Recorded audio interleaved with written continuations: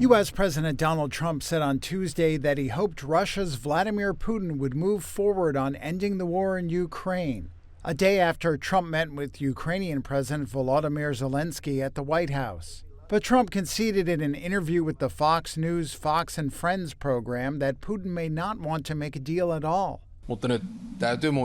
Finnish President Alexander Stubb attended the talks in Washington on Monday and said later that Putin is rarely to be trusted, and it remains to be seen if he would come to a trilateral meeting with Trump and Zelensky. Olga Tokaryuk, Academy Associate at Chatham House Ukraine Forum, has similar concerns about whether Putin would meet with Zelensky. Let's see if actually they agree to this meeting between Putin and Zelensky, because we know that in the past Putin has been really, really reluctant to have any meetings with Volodymyr Zelensky because he does not see him as a legitimate leader, as a legitimate president.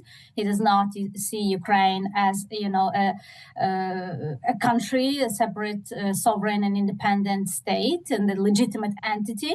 Trump on Tuesday again ruled out American boots on the ground in Ukraine and gave no specifics about the security guarantees he said the U.S. could offer Ukraine under any post-war settlement. A report from Axios said Trump was promising air support. Later, White House spokesperson Caroline Leavitt was asked about this. Look, that was something the president mentioned on his interview this morning. It is an option and a possibility. I won't certainly rule out anything as far as military options that the president has at his disposal. I'll let him do that. I can tell you he's definitively ruled out boots on the ground. Ukraine and its European allies have been buoyed by Trump's promise of security guarantees to help end the war, with Zelensky hailing Monday's talks as a major step forward. But he and the other European leaders face many unanswered questions, including how willing Russia will be to play ball. One issue is whether there will be a ceasefire. Trump said it isn't a prerequisite for a deal, while European leaders continue to push for it. Moritz Weiss is chair for international relations at Ludwig Maximilians University, Munich.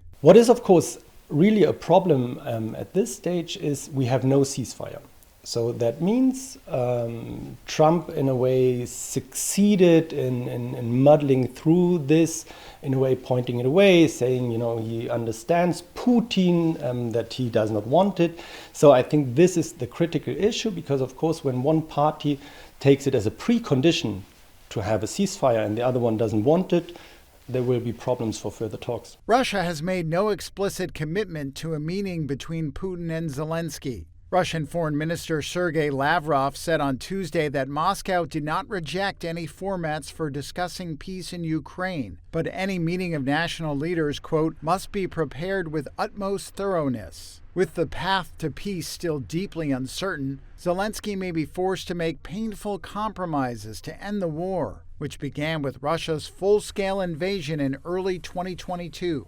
Analysts say more than 1 million people have been killed or wounded in the conflict.